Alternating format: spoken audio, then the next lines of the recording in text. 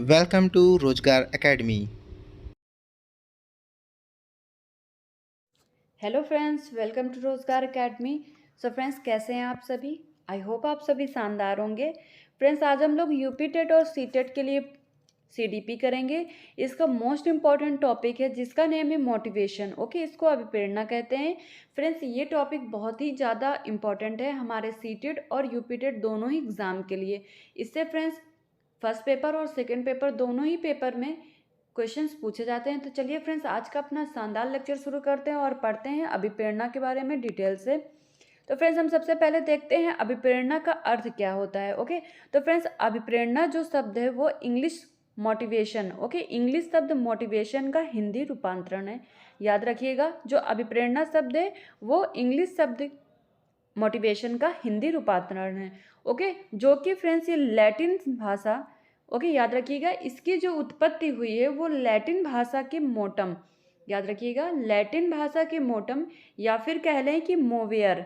Okay, मोवियर शब्द से हुई है। लैटिन भाषा के दो शब्द हैं, मोटम से कह लें, आपके एग्जाम में मोटम दिया होगा या देंगे मोवियर, तो आपको दोनों में से कोई एक करना होगा, या फिर दोनों ऑप्शन दिए हो तो मोटम और मोवर दोनों कर सकते हो। ओके, याद रखिएगा, लैटिन भाषा के मोटम और मोवर शब्द से इसकी उत्पत्ति हुई है। इसका अर्थ क्या होता है, अब हम लोग देखते हैं कि इसका अर्थ क्या होता है। तो फ्रेंड्स, इसका अर्थ होता है टू मूव। क्या होता है? टू मूव, अर्थात आगे बढ़ना। ओके, याद रखिएगा, इस प्रकार मोटिवेशन शब्द है, इसका अर्थ क्या हो जाता है? टू मूव, अर्थात किसी कार्य के लिए आगे बढ़ते रहना, वही हमारा मोटिवेशन है। ओके, किसी कार्य को गति प्रदान करना, ये हमारा मोटिवेशन है। ओके, किसी कार्य को ऊर्जा प्रदान करना, आगे बढ़ने के लिए प्रेरित करना, वही हमारा मोटिवेशन है। ओके, और आगे देखते हैं इसके बारे में। तो फ्रेंड्स, यहाँ पे प्रेरणा का तात्पर्य देखिए क्या है कि व्यक्ति की उस आंतरिक स्थिति से है।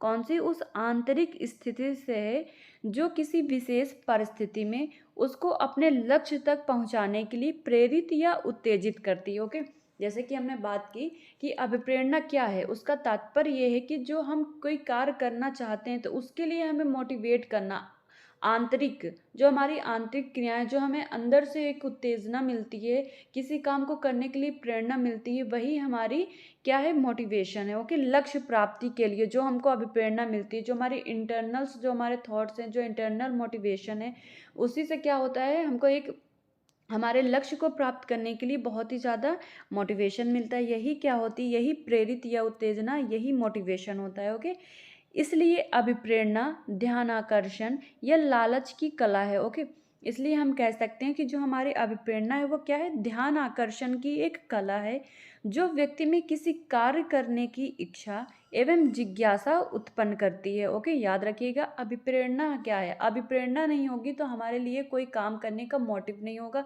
उसको करने की एक लालसा नहीं होगी, इच्छा नहीं होगी। ओके, तो हर एक कार्य के पीछे हमारा एक मोटिवेशन होता है। जैसे कि आपको सीटेट और यूपीटेट का एग्ज़ाम पास करना है तो उसके लिए हमारा मोटिवेशन है। मोटिवेशन क्या है? कि हमको टीचर बनना है। टीचर बनने के लिए हमको सीटेट और यूपीटेट में से कोई एग्ज़ाम क्वालिफाई करना ज़रूरी है। तो इसलिए ये हमारी क्या है? नीड है, हमारा मोटिवेशन है। मोटिवेशन है हमको टीचर बनना है, इसके लिए हमारी क्या मोटिवेशन है, अभिप्रेरणा है कि हमको सीटेट और टेट क्वालिफाई करना है। तो यही जो हमारी काम करने की जो इच्छा है, यही की जो क्या कहलाती है, यही मोटिवेशन होती है। ओके, तो प्रत्येक क्रिया, जितनी भी हम क्रियाएं करती हैं, जो भी हमारे कार्य हैं, उनके पीछे क्या होता है? एक बल है।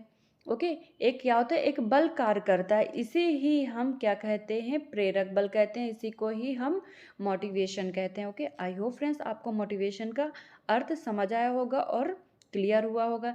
याद रखिएगा, मोटिवेशन क्या है? जो हमारी आंतरिक क्रियाएं हैं, या कह लें कि जो हमको अंदरूनी हमारी जो ताकत है, कार्य करने की जो इच्छा है, जो हमको प्रेरणा देता है, वही क्या है? मोटिवेशन है। और याद रखिएगा, हर एक कार्य के पीछे एक मोटिवेशन जरूर होता है, एक लक्ष्य की प्राप्ति होती है। बिना लक्ष्य की प्राप्ति और बिना मोटिवेशन के हम कोई कार्य नहीं कर सकते हैं। ओके, चलिए आगे बढ़ते हैं। सो फ्रेंड्स, चलिए अब हम लोग देखते हैं अभिप्रेरणा के स्रोत। Okay, source of motivation. तो देखते हैं कि हमारे सोर्स ऑफ मोटिवेशन कौन कौन से हैं। तो देखिए फ्रेंड्स, अभिप्रेरणा के कितने स्रोत हैं? 4 हैं। ओके, याद रखिएगा, सोर्स ऑफ मोटिवेशन के कितने टाइप है? 4 टाइप है। ओके, इनमें से हमारा पहला जो टाइप है वो है आवश्यकता, इसको नीड बोलेंगे। ओके, आवश्यकता क्या है? हमारा पहला स्रोत है। तो चलिए देखते हैं आवश्यकता के बारे में कि ये कैसे हमारे मोटिवेशन का पहला सोर्स है। तो यहाँ पे फ्रेंड्स देखिए क्या लिखा हुआ है कि हमारे शरीर की कोई आधारभूत आंतरिक ज़रूरत क्या है? हमारे शरीर की कोई आधारभूत आंतरिक ज़रूरत या अभाव है। क्या है? आंतरिक ज़रूरत या अभाव है जिसके उत्पन्न होने पर हम शारीरिक असंतुलन या तनाव महसूस करते हैं। ओके, तो नीड क्या है कि हमारे शरीर की एक आंतरिक ज़रूरत है जिसके उत्पन्न होने पर हम क्या अपने शरीर को असंतुलित या तनाव महसूस करते हैं। इनके अभाव में प्राणी अस्तित्व असंभव है। याद रखिएगा, इसके अभाव में जो प्राणी का अस्तित्व है वो असंभव है। जैसे कि कौन कौन से हमारे आंतरिक ज़रूरतें हैं, जैसे कि जल, भोजन, वायु आदि। ओके, तो ये सारी जो है हमारी शरीर की आधारभूत आंतरिक आवश्यकताएं हैं। क्या हैं? आवश्यकता। ये हमारी नीड है, जैसे कि भोजन करना, पानी ग्रहण ग्रहण करना, वायु, हवा, सांस लेना, ये सब हमारी ज़रूरत है, आवश्यकताएं हैं। ओके, इनके बिना शरीर में क्या होगा? एक तनाव और असंतुलन के फलस्वरूप प्राणी में क्रियाशील होना अनिवार्य हो जाता है। ओके, तो याद रखिएगा, इनके जब इनका हम इस्तेमाल नहीं करेंगे या फिर कहें कि इनका अभाव होगा हमारे शरीर में, तो क्या होगा? एक शरीर में एक तनाव और असंतुलन की स्थिति पैदा होगी जिससे प्राणी का क्रियाशील होना अनिवार्य हो जाता है। ओके, चलिए दूसरा देखते हैं।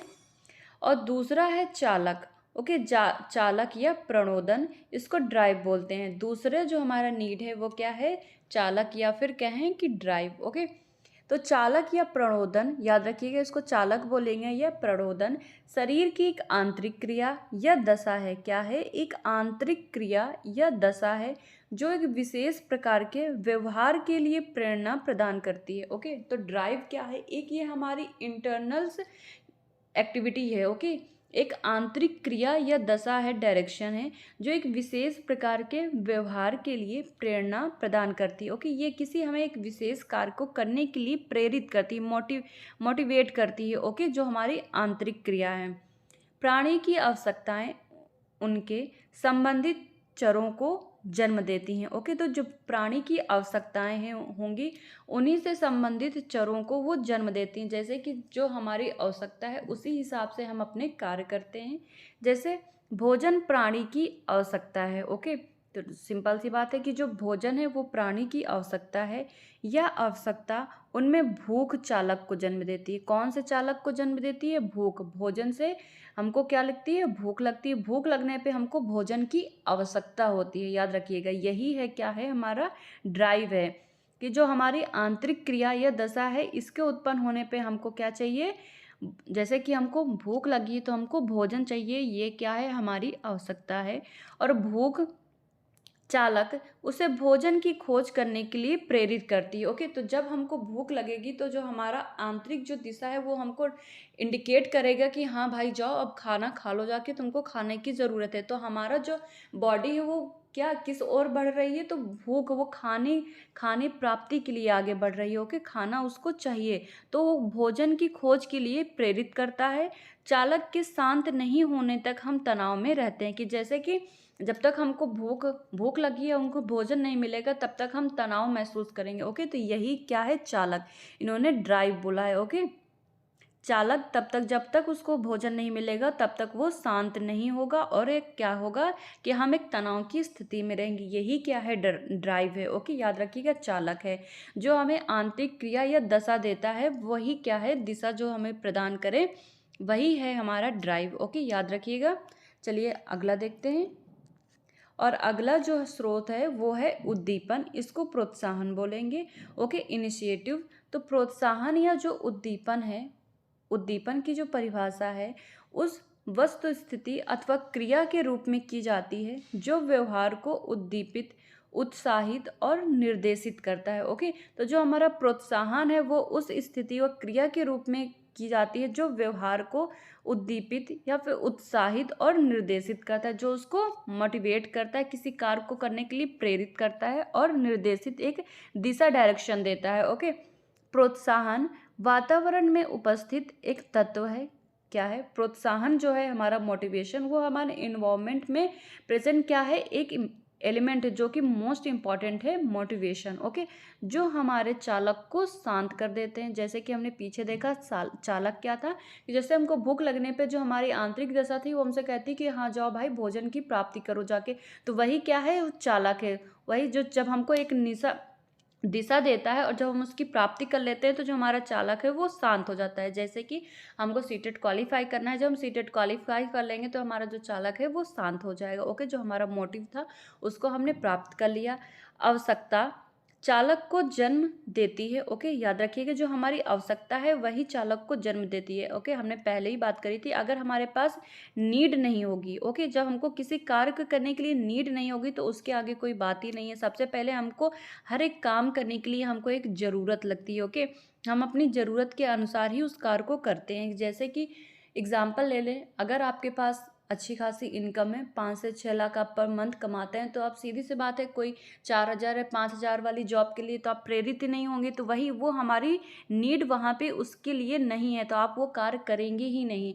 ओके, तो इस प्रकार अगर आपके पास इनकम कोई नहीं है, हमको क्या है, हमको टीचर बनना है, ये हमारी नीड है, इसको हमें प्राप्त करना है। तो सबसे पहली यहाँ पे पहली बात क्या आती है, नीड। ओके, तो यही बात है कि याद रखिएगा कि जो चालक है वो उसके लिए सबसे ज़्यादा इम्पॉर्टेंट है आवश्यकता। ओके, और आवश्यकता ही चालक को जन्म देती है।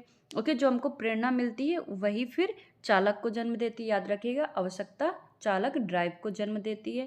जिस तत्व द्वारा चालक की संतुष्टि होती है, ये याद रखिएगा, जिस तत्व द्वारा जो हमारा चालक है उसकी संतुष्टि होती है उसे ही प्रोत्साहन कहते हैं। जैसे कि हमने सीटेट क्वालिफाई कर लिया तो ये हमारी जो चालक थी उसको संतुष्टि मिल गई, अर्थात जो हमने एक लक्ष्य रखा था, गोल रखा था, उसकी हमने प्राप्ति कर ली और जो हमारा चालक था उसको संतुष्टि भी मिल गई कि हाँ भाई हमारा गोल था सीटेट को क्वालिफाई करना, वो हमने कंप्लीट कर लिया। अब मैंने जो गोल रखा था वो हमने पूरा कर लिया, तो हमारा जो चालक है वो संतुष्ट हो जाता। ओके, और उसे ही एक मोटिवेशन मिलता है कि हाँ भाई अब हमने टेट क्वालिफाई कर लिया, सी टेट क्वालिफाई कर लिया, तो अब हम सुपर टेट की प्रिपरेशन करेंगे। तो यही हमारा प्रोत्साहन, एक हमको एक प्रोत्साहन मिलता है उस काम को आगे करने के लिए।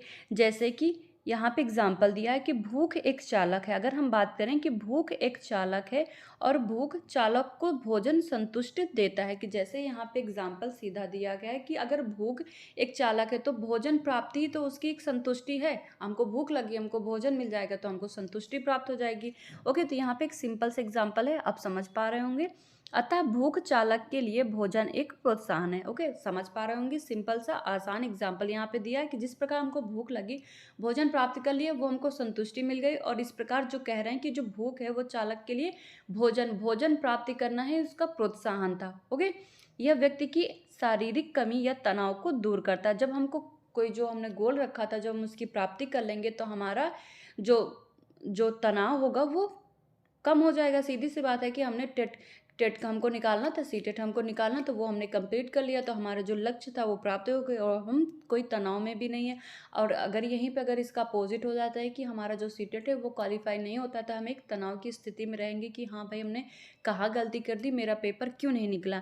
तो यही क्या है, जब हमको हमारा जो लक्ष्य है उसकी प्राप्ति नहीं कर पाएंगे तो हमको एक तनाव होगा, और यहीं पे अगर हमारे जो हमने जो लक्ष्य रखा था वो हम पूरा कर लेते हैं तो हमको एक प्रोत्साहन मिलता है, और जो हमारा चालक है वो भी शांत हो जाता है, ये और तनाव दूर रहते हैं। ओके, तनाव भी दूर रहता है। इसी को ही उद्दीपन या प्रोत्साहन कहते हैं। इनिशिएटिव, किसी कार्य को करने के लिए प्रेरित करना, और जो हम काम जो गोल रखते हैं जब हम उसकी प्राप्ति कर लेते हैं तो हमको एक प्रोत्साहन मिलता है। ओके, अगला देखते हैं, और अगला है प्रेरक। Okay, motive.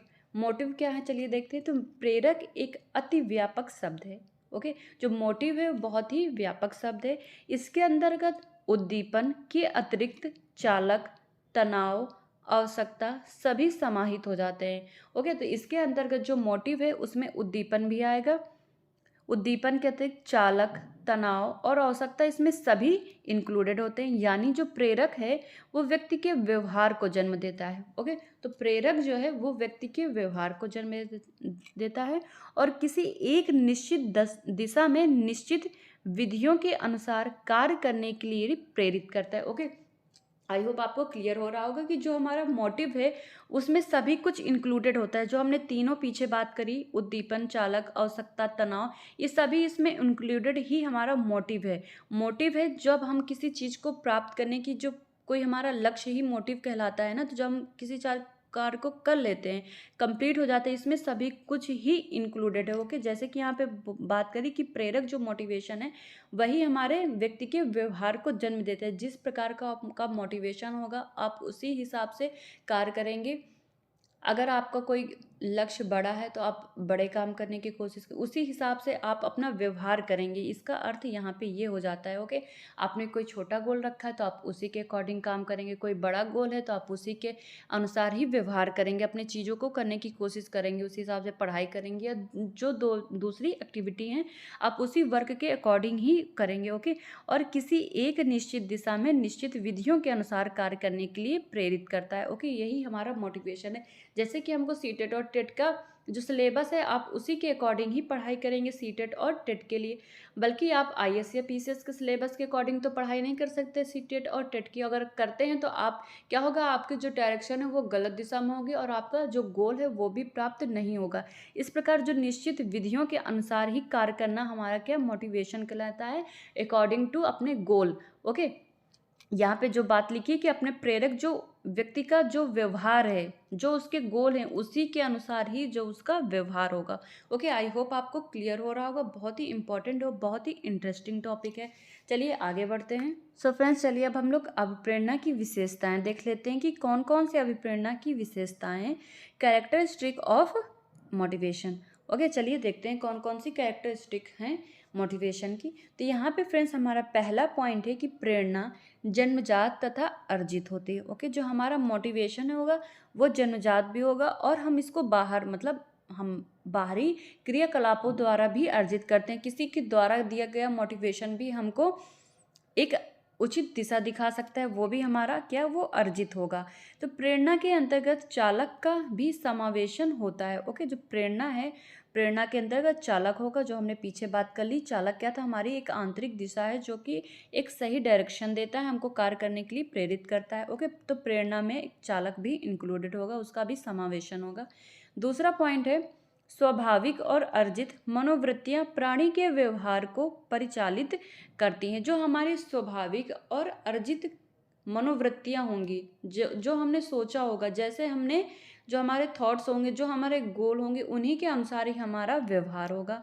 ओके, अगला पॉइंट है प्रेरणा एक मनोशारीरिक तथा आंतरिक प्रक्रिया है। बात कर ली हमने कि जो हमारा मोटिवेशन है वो मनोशारीरिक, साइकोलॉजिकल और क्या है, आंतरिक प्रक्रिया है, एक इंटरनल प्रोसेस है। हमको अंदर से मोटिवेशन आता है तभी हम कोई कार्य करने के लिए प्रेरित होते हैं। ओके, हर एक कार्य के पीछे हमारा क्या होता है, एक मोटिवेशन होता है। ओके, एक नीड होती है। अगला पॉइंट देखते हैं प्रेरणा के अंतर्गत सभी तरह के भीतरी और बाहरी उद्दीपक सम्मिलित होते हैं।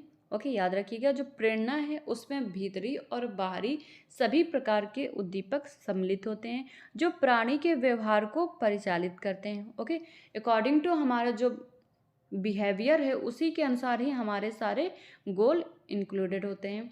अगला पॉइंट है कि चालक तथा प्रोत्साहन, चालक अथवा प्रोत्साहन से प्रेरणा अधिकाधिक प्रभावित होती है। ओके, जो हमारी मोटिवेशन है वो हमारे प्रोत्साहन से क्या होती है, प्रभावित होती है। जिस प्रकार से हमारा मोटिव होगा उसी हिसाब से हमारा जो लक्ष्य प्राप्ति के लिए हमने गोल रखा होगा हम उसी हिसाब से उसकी प्राप्ति करेंगे। जैसे कि अगर आपने बहुत ही अच्छी प्रिपरेशन करी है तो आप 150 में से 125 से 130 135 से 140 नंबर ला सकते हैं। तो ये वही है कि जिस प्रकार से आपका प्रोत्साहन होगा उसी हिसाब से आपका प्रभाव होगा, उसी हिसाब से आपका रिजल्ट मिलेगा। ओके, इसके फलस्वरूप व्यक्ति सफलता की ओर अग्रसर होता है। इसी के अकॉर्डिंग ही जैसा हमारा मोटिव होगा, जैसे हमारे गोल होंगे, जैसे हमारा व्यवहार हो गया, उसी प्रकार के ही हमको क्या होती है, लक्ष्य की प्राप्ति होती है। आई होप फ्रेंड्स आपको क्लियर हो रहा होगा। ये टॉपिक बहुत ही इंटरेस्टिंग है, आपको सारे डाउट्स क्लियर हो रहे होंगे और सारे पॉइंट आपको समझ आए होंगे। चलिए आगे बढ़ते हैं। अब देख लेते हैं फ्रेंड्स हमारे अप्रेरणा की प्रकार। ओके, तो टाइप ऑफ मोटिवेशन। ओके, तो ये फ्रेंड्स हमारे 2 टाइप के मोटिवेशन यहाँ पे बताए गए हैं। देखिए कौन कौन से हैं। तो पहला है आंतरिक इसको जन्मजात भी कहते हैं और प्राकृतिक अभिप्रेरणा भी इसको कहते हैं। ओके, याद रखिएगा जो हमारे अभिप्रेरणा का जो प्रकार दिया है तो इसमें जो पहला प्रकार है वह है आंतरिक, या फिर इसको कहते हैं जन्मजात या प्राकृतिक अभिप्रेरणा। ओके, तो इसके एग्जाम्पल कौन कौन से हैं जो हमारे आंतरिक अभिप्रेरणा होती है, जैसे कि भूख। ओके, तो भूख लगना ये क्या है, हमारी आंतरिक प्रेरणा है, हमारी आंतरिक जरूरत है। ओके, प्यास लगना तो भूख प्यास, क्रोध आना, प्रेम, भय, ईर्ष्या, तो ये सभी क्या है, वो हमारी जन्मजात हैं, या फिर कह रहे हैं कि प्राकृतिक अभिप्रेरणा है, ये हमको प्रकृति के द्वारा नेचर से ही मिली है, जैसे भूख लगना, प्यास लगना, क्रोध आना किसी चीज को लेके, है ना, ईर्ष्या करना, जम्हाई लेना, पसीना, उदासी, ये सारे क्या है, हमारे जन्मजात हैं, आंतरिक प्रक्रिया अभिप्रेरणा है। होप आपको क्लियर हो रहा होगा कि ये सारी हमारी क्या है, नेचुरल्स हैं। ओके, नेचुरल मोटिवेशन है। ओके, दूसरा कौन सा है, दूसरा है बाह्य या अर्जित, इसी को क्या बोलते हैं, कृत्रिम अभिप्रेरणा बोलते हैं। ओके, तो दूसरा है बाह्य या फिर अर्जित अभिप्रेरणा। इसके क्या क्या एग्जाम्पल हैं, तो देखिए यहाँ पे इसके एग्जाम्पल जैसे कि पुरस्कार। ओके, तो पुरस्कार हमको क्या बाहरी रूप से मिलता है, जब हम कोई कार्य अच्छा करते हैं तो हमको पुरस्कार मिलता है। दंड एवं आरोप, किसी चीज को गलत करने के लिए हमको दंड भी मिलता है। सुरक्षा, ये भी हमारा बाहरी मोटिवेशन है। अपनत्व, स्वीकृति, प्रतियोगिता, सम्मान, प्रतिष्ठा, प्रशंसा, निंदा, परीक्षा परिणाम, ये सभी क्या हैं, बाहरी हैं, अर्जित हैं। ओके, ये हमारे अर्जित अभिप्रेरणा है। होप आपको क्लियर होगा, जैसे कि आपका रिजल्ट आया, सीटेट और टेट का एग्जाम देंगे तो फिर इसका रिजल्ट आएगा। ओके, तो ये हमारा परीक्षा परिणाम क्या होगा, वो हमारा बाहरी अर्जित अभिप्रेरणा है। एग्जाम्पल में अगर दें, इनमें से चारों में से आपसे ऐसे भी पूछ सकते हैं कि इनमें से कौन सा आंतरिक अभिप्रेरणा है, कौन सा बाह्य प्रेरणा है, तो आपको याद रखना होगा। ओके, इस आंतरिक वाला सिंपल है, आप समझ पाएंगे कि जो हमारी आंतरिक जो अभिप्रेरणा है, जैसे भूख लगना, प्यास, गुस्सा आना, ओके, भय, ईर्ष्या, ये सभी आंतरिक हैं। और बाहरी क्या हो जाते हैं, पुरस्कार, दंड, सम्मान, प्रतिष्ठा, निंदा। होप आपको क्लियर हो रहा होगा और आप समझ पाएंगे दोनों में अंतर। ओके, चलिए आगे बढ़ते हैं। अब देखते हैं अभिप्रेरणा का शैक्षिक महत्व। ओके, चलिए देखते हैं कि अभिप्रेरणा का शैक्षिक महत्व का है, एजुकेशनल इंपॉर्टेंस ऑफ मोटिवेशन। इसकी भी इंपॉर्टेंस देख लेते हैं कि जो हमारा इम्पॉर्टेंट जो हम पढ़ रहे हैं मोटिवेशन, तो हमारे एजुकेशन, हमारी पढ़ाई में कैसे हेल्प करता है। ओके, हमने तो देख लिया अभिप्रेरणा तो किसी भी कार्य के लिए इंपॉर्टेंट है, तो अब देखते हैं कि हमारे शिक्षा में, एजुकेशन के लिए कैसे इंपॉर्टेंस रखता है। तो पहला है कि सीखने में, सबसे जो पहला पॉइंट दिया है वो है सीखने में। तो सिंपल सी बात है, बिना मोटिवेशन के आप कोई भी कार्य नहीं सीख सकते हैं।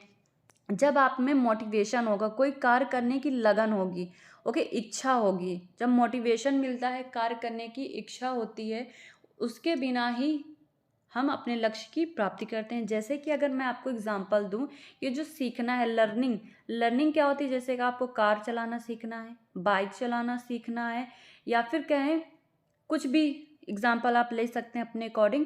तो इन सभी को सीखने के लिए हमको क्या चाहिए, मोटिवेशन चाहिए। जब तक आपके अंदर से ही वो चीज़ बोल के आपकी आत्मा, या फिर कहें आपकी जो इंटरनल थॉट्स हैं, वो आपको इस चीज़ के लिए पुश नहीं कर रहे हैं कि हाँ भाई तुमको बाइक चलाना सीखना है, तुमको कार चलाना सीखना है, तो इसके बिना तुम नहीं सीख सकते। ओके, तो हर एक चीज़ के लिए हमको मोटिवेशन चाहिए। सिंपल है, याद रखिएगा, हर एक चीज़ को सीखने के लिए हमको मोटिवेशन चाहिए। हमको पढ़ाई करनी है, पढ़ाई करने के लिए भी मोटिवेशन चाहिए। मोटिवेशन हमारा क्या है कि हाँ हमको टीचर बनना है, हमको आईएएस बनना है, हमको पीसीएस बनना है, ये सारी हमारी क्या है, ज़रूरत है। इनको सीखने के लिए हमको एक मोटिवेशन चाहिए, पढ़ने के लिए भी एक मोटिवेशन चाहिए। ओके, आई होप आपको क्लियर हो रहा होगा। दूसरा है लक्ष्य की प्राप्ति में। तो लक्ष्य की प्राप्ति में हमने पीछे कई बार बात करी कि लक्ष्य की प्राप्ति में भी सबसे ज़्यादा इंपॉर्टेंस अगर कोई रोल रखता है तो वो मोटिवेशन है। ओके, क्या होता है कि अगर हम लोग एक गोल रखते हैं कि हाँ हमको एग्ज़ाम ये क्वालिफाई करना है, तो क्या होता है, उसको लक्ष्य की प्राप्ति करने में हम लोग क्या करते हैं, स्टार्टिंग में तो पढ़ना स्टार्ट किया, खूब मोटिवेट हैं, स्टार्टिंग में 10-10, 12-12 घंटे, 13 घंटे पढ़ें, और फिर क्या होता है, धीरे धीरे धीरे धीरे हमारा मोटिवेशन कम होता चला जाता है। तो यही है कि हम अपने लक्ष्य की प्राप्ति में फिर क्या करते हैं, अपने मोटिवेशन को कम करने लगते हैं। तो हम अपने लक्ष्य की जो हमने प्राप्ति करनी है, तो उसके लिए मोटिवेशन बहुत ही इम्पोर्टेंस है। कि अगर आपको ये एग्ज़ाम आपका क्वालिफाई नहीं हुआ तो अगली बार ट्राई करिए, इस बार भी नहीं हुआ तो उसके अगली बार ट्राई करिए। तो यही क्या, इसको करने के लिए हमको मोटिवेशन चाहिए। ओके, तो अपने लक्ष्य की प्राप्ति के लिए भी हमको क्या चाहिए, मोटिवेशन की ज़रूरत पड़ती है।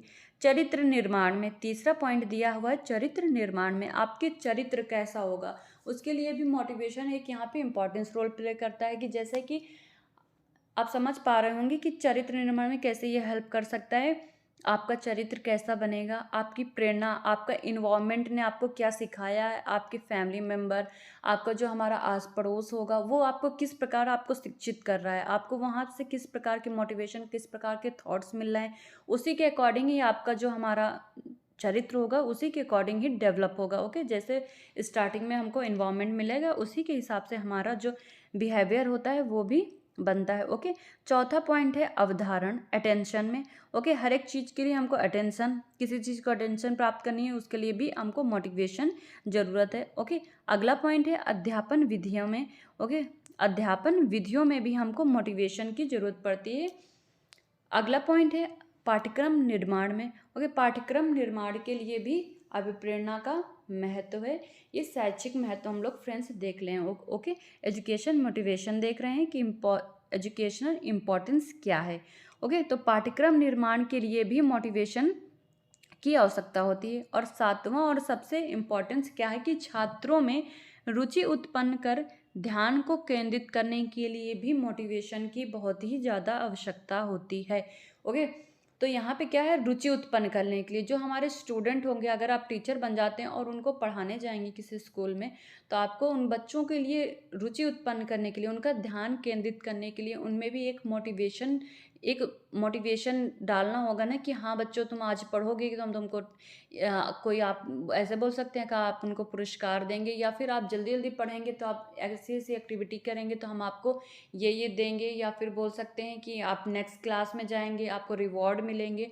ऐसे करने से बच्चों में एक अभिप्रेरणा डालेंगे तो उसी हिसाब से उनका क्या होगा, ध्यान केंद्रित होगा। ओके, उनको रुचि उत्पन्न के लिए उसके लिए भी मोटिवेशन की ज़रूरत होती है। उनको आप सपने दिखाएंगे कि हाँ बच्चों आप पढ़ेंगे तो अब आगे चल के हमारे देश के पीएम, राष्ट्रपति जैसे नेता, अभिनेता, ये सारे आपको ही बनना है। तो उनमें क्या होगा, एक लक्ष्य प्राप्ति की एक दिशा जागृत होगी जिसके अनुसार ही उनमें एक मोटिवेशन आएगा और वो स्टडी को अपने कंटिन्यू रखेंगे। तो फ्रेंड्स, इस प्रकार हमारे जो शैक्षिक महत्व थे उनको भी हमने समझा। आई होप फ्रेंड्स आपको आज का सेशन हमारा पसंद आया होगा और सारे जो आपके डाउट्स थे क्लियर हुए होंगे। सो फ्रेंड्स, मिलते हैं आपसे नेक्स्ट लेक्चर में। Thank you so much for watching. Have a good day.